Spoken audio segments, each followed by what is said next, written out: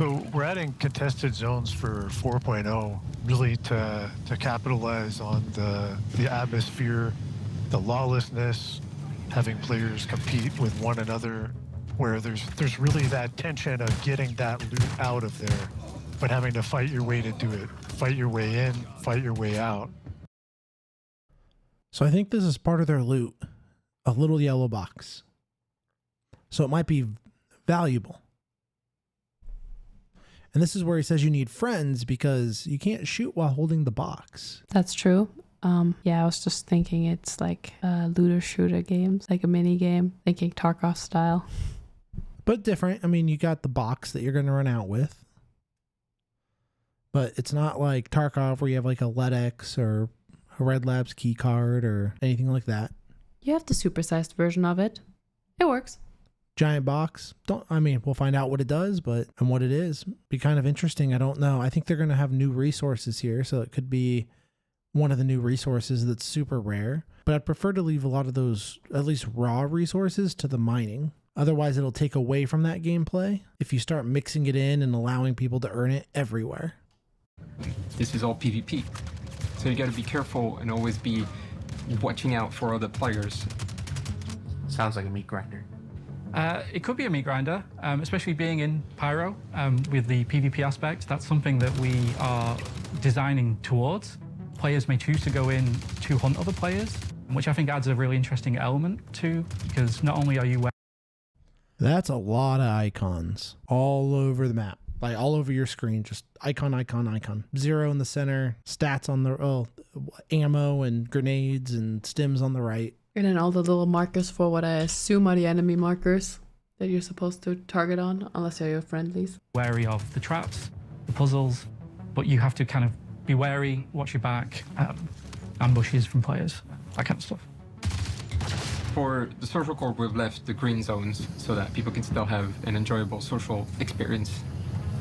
Okay, so there's areas where I guess the head gang probably controls, and there is some law and order. I would like to see more class with at least maybe have a gang that does have class, kind of like Godfather. Like you didn't live in squabble. The bosses generally have a lot more money. So you want them to be wearing fancy suits rather than whatever the rags they're wearing is. I don't think all of them should be. Like I think there should be some of this, but I also think there should be some areas. Like I think some of these gangs should be way, way richer than Stanton. Like they should be way better just because they can flaunt their money and their power. But then they'd also have more brutality for misstepping. Yeah, I was just gonna say, so you screw up and you're not welcome there anymore and you'll not make it out alive pretty much. No, I think it'd be cool if they had it so they hunted you. So you were the bounty and they wanted to kill you. That'd be fun. So you don't have to worry about getting ganked every 2 minutes by other players, at least for the social space. Unlike the global events that you know, such as Siege of Orison or Overdrive, these are spaces that always exist and that you can always go into. Loot that you've already gotten is going to come back. The time door that we have is timed based off of the world. So you have a really huge incentive to stay there, to keep holding your ground, to really make this your space as long as you can before other people take it from you. And I think that's one of the things that's really exciting to me about bringing this to Pyro. But if you hold it until people take it from you, would that mean that you're dying? Like that you're being taken out and you get to keep some rewards? I mean, I would have thought based on the fact that you have to carry your rewards out, you don't get any rewards. So you're just staying in there to potentially get better rewards, but you still got to make it out alive somehow. That's what I'd hope, but I don't know if that's what it sounded like. Depends on who we're listening to. Have is timed based off of the world. So you have a really huge incentive to stay there, to keep holding your ground, to really make this your space as long as you can. That's a lot of ammo. He's got over 2,000 rounds. I don't know that I can carry that much. Like, that sounds heavy. He did say stay as long as you can. True. And I guess that means also bring drinks and stuff. But then again, there's no atmosphere in there. So maybe don't bring drinks, just bring stims. He said some places don't have atmosphere, but we're also supposed to be getting the oxygen system, right? No, that's with 4.0. That's with the engineering. For other people take it from you. And I think that that's one of the things that's really exciting to me about bringing this to Pyro.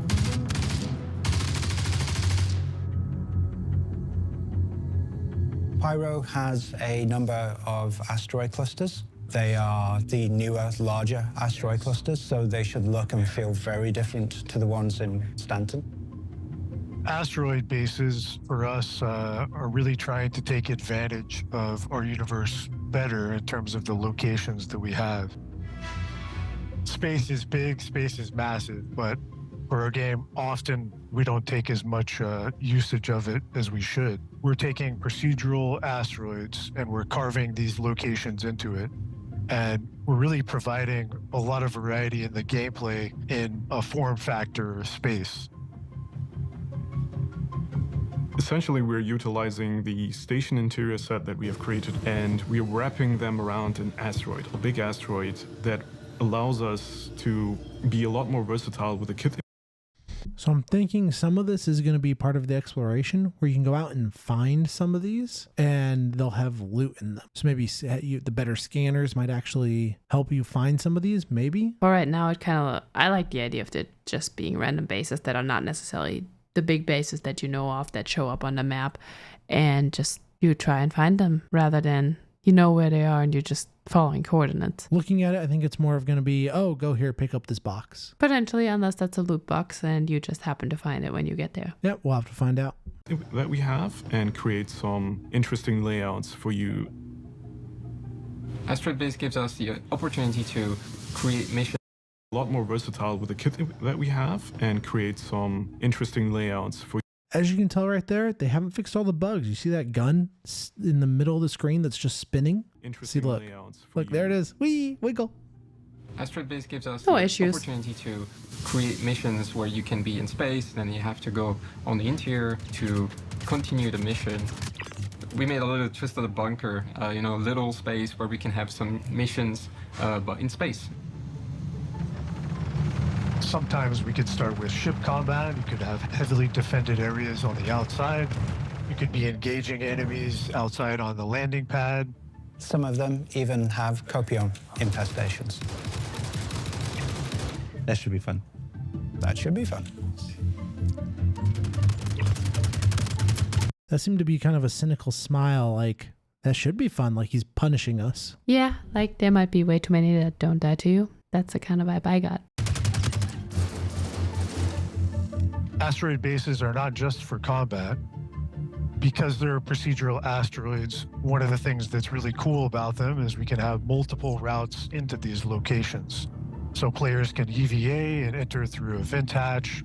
You could find your way in through a hangar. You could go straight through the front door. But there's a lot of room for exploration, finding loot. The floating water bubbles look pretty cool.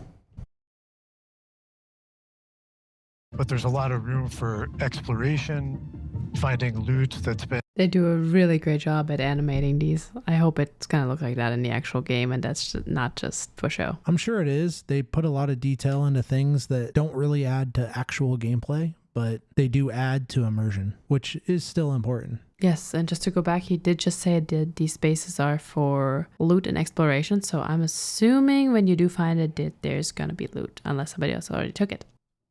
Been hidden there with loot crates and find certain items that are important for you that you want to use to progress through Pyro, things that you haven't seen before in Stanton. Can you tell us what that is? No, I don't want to spoil it. All right, so we got something good, new in Stanton. It looked gold. Does that mean we're going to get tiers, like legendary? Like the different tiers actually do something different? Maybe that, or it's a new resource altogether that can be used for something. We'll have to find out. As a baseline, we wanted to bring Pyro up to par with all the content that we already have in Stanton, but also make it unique. We believe that with the addition of contested zones and asteroid stations and all the other little pieces will give us unique aspects that really make it feel different from Stanton.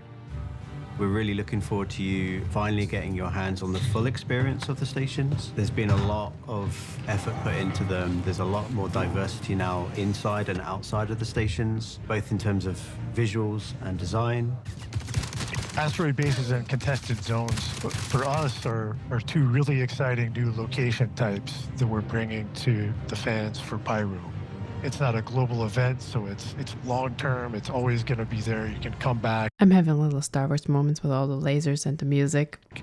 Get new cool stuff, advance your progression, and have fun with your friends and your party, your orgs, and, you know, have a great time in Pyro. It really does look good. What else did we learn this week? Well, we learned that Rough and Ready have cornered the market on space stations in the Pyro system, and that green zones are in place to make the experience in station social areas a bit more manageable for players. That does not extend to the new contested zones, where chaos and carnage will reign supreme, and those who can temper it, solve their puzzles, collect their treasures, and escape will be rewarded for their efforts. And that asteroid bases should allow for a combined arms assault to explore what's contained within, and Christopher doesn't want me to say just yet. We want to make sure it'll work the way we want it to. For Inside Star Citizen, I'm Jared Huckabee. Don't forget to vote in the ship showdown when that happens. Don't forget to keep testing 3.24 and 4.0 on PTU when that happens.